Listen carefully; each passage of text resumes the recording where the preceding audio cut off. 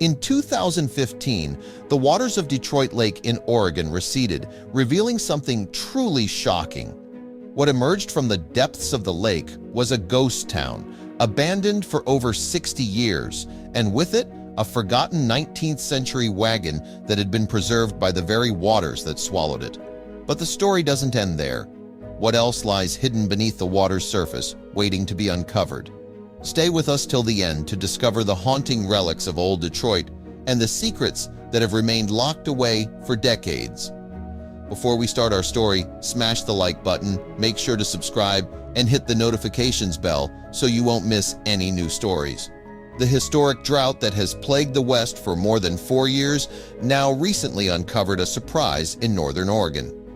Under Detroit Lake, which had record low water levels in 2015, the abandoned town of Old Detroit has reemerged. In October, Marion County Sheriff's Deputy Dave Zahn was driving along the reservoir when he discovered a wagon made in the 1870s, partially sunk in the mud. At the time, Detroit Lake was 143 feet below capacity.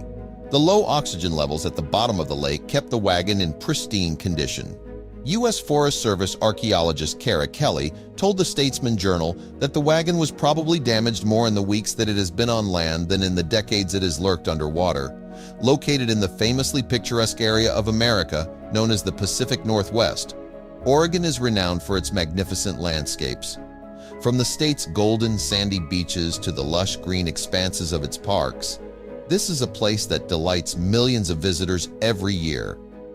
Now, one of Western Oregon's most popular attractions is Detroit Lake, a reservoir on the North Santiam River that lies near to the small city of Detroit in Marion County. At 9 miles long, Detroit Lake boasts some 32 miles of shoreline. The water there also provides local residents with plenty of opportunities for fishing, swimming, boating, and other recreational activities.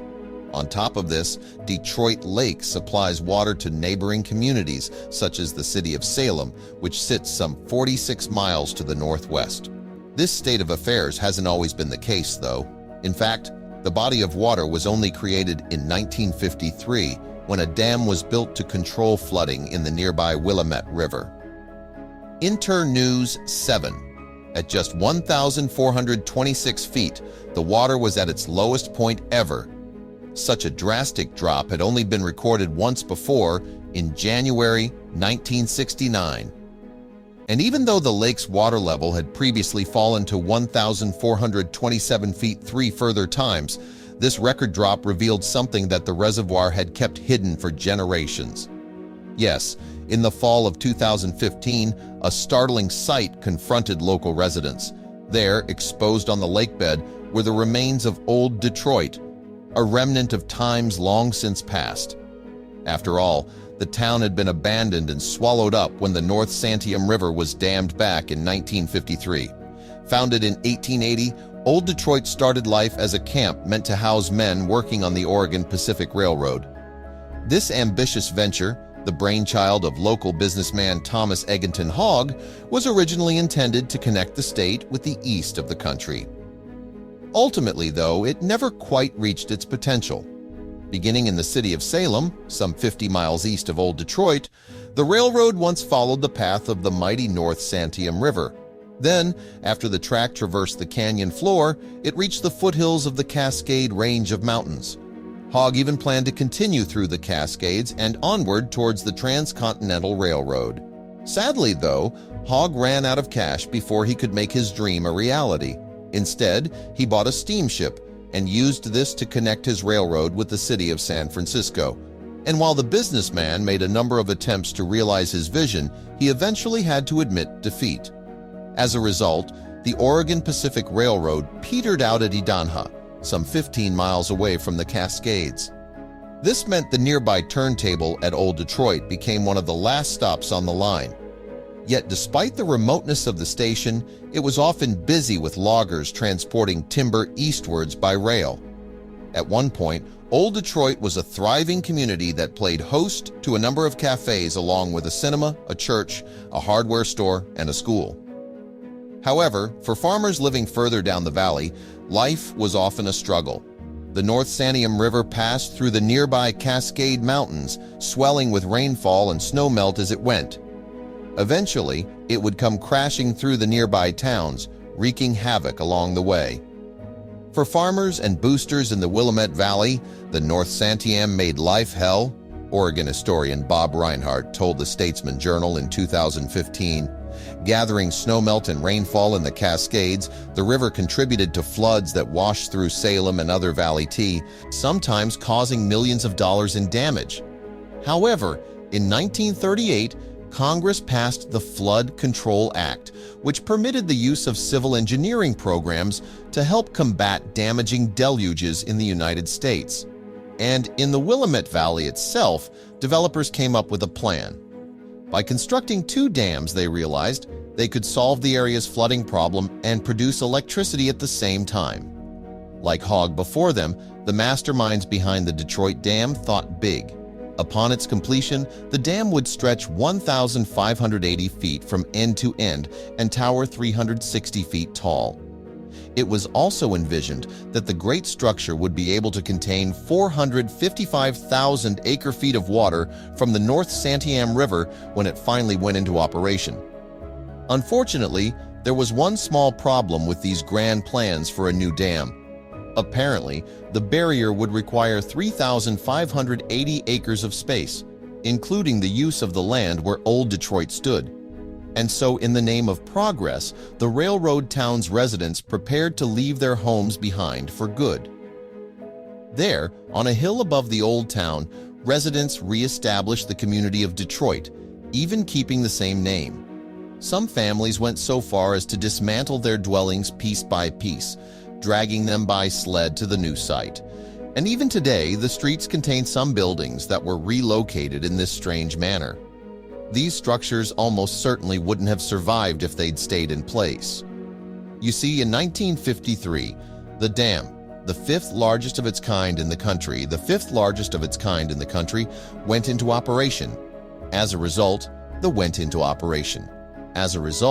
the river became a lake that would quickly swallow the rooftops of Old Detroit. And yet, on days when the waters would quickly swallow the rooftops of Old Detroit, and yet on days when the waters are at their lowest, the curious can still sometimes see the ruins that remain are at their lowest. The curious can still sometimes see the ruins that remain. In fact, in October 2015, the few people lucky enough to catch a glimpse of Old Detroit were in. In fact, in October 2015, the few people lucky enough to catch a glimpse of Old Detroit were in for a particularly spectacular sight. And the remnants of the former town definitely weren't the only relics to be particularly spectacular sight. And the remnants of the former town definitely weren't the only relics to be exposed as the water waned. There was also a 19th exposed as the water waned. There was also a 19th century wagon that, thanks to the low oxygen levels in the lake, was incredibly well preserved. Arv to you. I went on a treasure hunt down along the river, figuring I'd find foundations or something like that. Dave, I went on a treasure hunt down along the river, figuring I'd find foundations or something like that. Dave Zahn, a Marion County Sheriff's deputy, told the Statesman Journal in 2015. Then I saw a piece of old in 2015. Then I saw a piece of old history right there. The wagon, which history right there. The wagon, which dates back over 140 years, was most likely used to carry goods, and it dates back over 140 years, was most likely used to carry goods, and it had emerged from the lakebed lying on its side. Furthermore, a plaque on the vehicle declares that it was produced by the Milburn Wagon Company in 1875. Based in Toledo, Ohio, the company was the biggest manufacturer of wagons on the planet at the time. And Ohio, the company was the biggest manufacturer of wagons on the planet at the time. And according to Kara Kelly, an archaeologist with the U.S. Forest Service, this particular example may have, according to Kara Kelly, This particular example may have, according to Kara Kelly, an archaeologist with the U.S. Forest Service, this particular example may have played a part in the construction of the local railroad, at least before it was left to its watery fate. Saint, before it was left to its watery fate.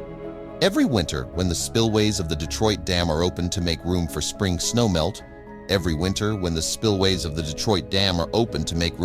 snowmelt, parts of the old town become visible above the water. But there is no record of the wagon ever being parts of the old town become visible above the water. But there is no record of the wagon ever being discovered before, and the water levels haven't been as low as they were in October 2015 since 1969. And the water levels haven't been as low as they were in October 2015 since 1969. It could be decades before Detroit Lake's water levels fall. It could be decades before Detroit Lake's water levels fall that low again, which is exactly how Zahn and